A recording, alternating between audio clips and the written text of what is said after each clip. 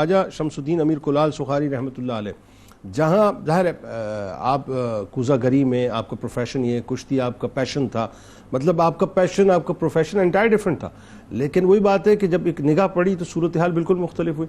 پھر وہ بات ہے کہ وہ جو انگیجمنٹ شروع ہو گئی تو دل کی کیفیت مختلف ہو گئی.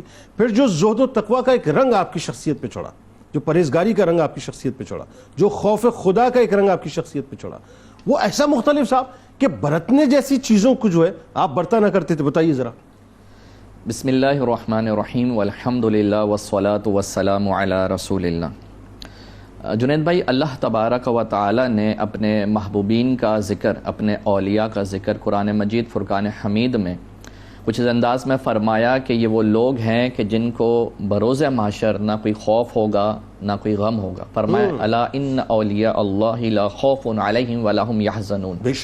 اچھا، ان کا تذکرہ تو فرمایا کہ یہ اللہ کے اولیاء ہیں، اللہ کے محبوبین ہیں، لیکن ان کے ساتھ ان کا ایک وصف بنیادی، ایک وصف جو دوسروں سے ان کو ممتاز کرتا ہے، وہ بھی ساتھ میں بیان فرما دیا. وہ کیا ہے؟ الذین آمنوا وکانوا یتقون، کہ یہ اولیاء اللہ وہ ہیں کہ جو ایمان لائے اللہ تبارک و تعالی پر اور یہ تقوی اختیار کرنے والے ہیں. اللہ معنی یہ ہوا کہ اگر اللہ کا کوئی ولی ہوگا، اللہ کا کوئی محبوب ہوگا، تو ایسا نہیں ہو سکتا کہ وہ تقوی کے بغیر ہو، وہ خوف خدا کے بغیر ہو، وہ خشیت الہی سے عاری ہو. چنانچہ اگر ہم حضرت امیر کلال رحمہ اللہ کی سیرت کا بغور مطالعہ کرتے ہیں تو ایسے واقعات آپ کی زیست میں، آپ کی حیات میں جا بجا نظر آتے ہیں کہ جو تقوی اور پرہیزگاری جن سے آیا ہوتی ہے.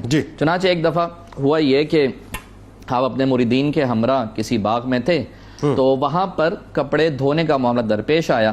تو جب کپڑے دھونے کا معاملہ درپیش آیا تو اب کپڑے دھو کے سکھانے بھی ہیں بھائی، تو وہ سکھائیں کیسے؟ اچھا، مریدین نے کہا کہ حضور یہ باڑ لگی ہوئی ہے، اس پہ ہم کپڑے ٹانگ دیتے ہیں، سوکھ جائیں گے. حضرت نے منع فرما دیا، نہیں ایسا نہیں ہو سکتا. اچھا، یہ جو پیڑ ہیں ان کی شاخیں ان پہ ٹانگ دیتے ہیں، ان پہ ٹانگ دیں گے سوکھ جائیں گے، نہیں یہاں پہ بھی نہیں کرنا. اچھا، زمین پہ جو گھاس لگی ہوئی ہے ہم وہاں پہ رکھ دیتے ہیں، اس پہ تو کوئی مسئلہ نہیں ہے. تو آپ حضرت امیر کلال رحمہ اللہ نے زمین پر بھی کپڑے رکھنے سے منع فرما دیا. اچھا، اب جب یہ معاملہ ہوا تو مریدین جو ہے وہ سوال کرتے ہیں حضور پھر کیسے سکھائیں، سکھانے کا طریقہ کار کیا ہو؟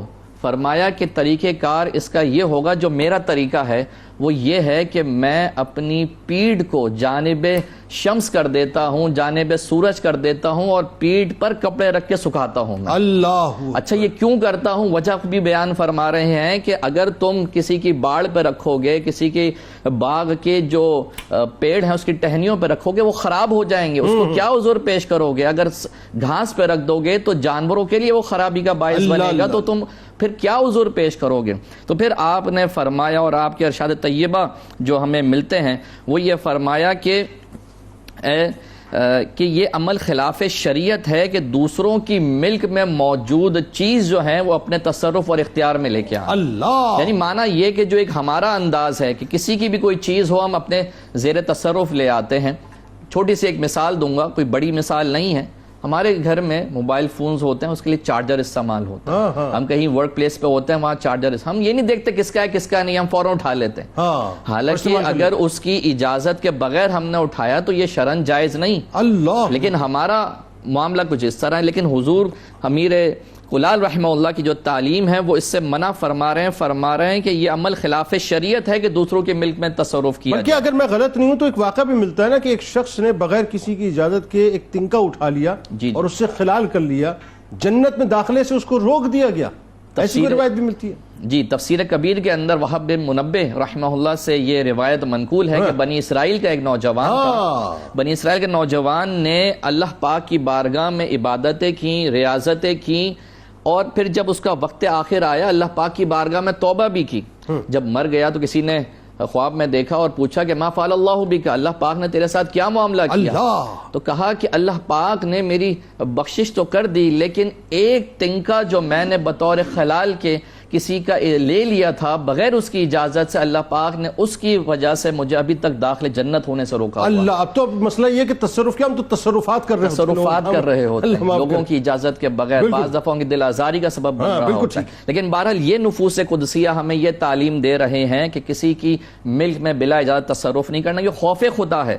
تو فرمایا کہ گناہ خواہ صغیرہ ہی کیوں نہ ہو، اسے سہل اور معمولی سمجھ کے چھوڑ دینا۔